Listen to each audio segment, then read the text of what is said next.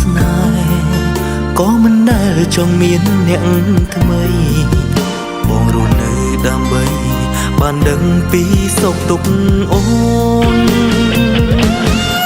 បរោះម្នាក់នេះរស់ដើម្បីស្រឡាញ់អូនជីវិតនេះមានន័យឲ្យតែបងបាននឹកអូនមានម៉ែនងតែមួយសម្រាប់រំភើបជឿចាប់ជាមួយនឹងស្ងួនស្នេហាមួយនេះគ្មានអូនក្បែរខ្លួនក៏មិនមានបញ្ហាបរោះម្នាក់នេះរស់សម្រាប់ស្រឡាញ់អូនជីវិតនេះមានន័យឲ្យតែបាននឹកជីវ៉ា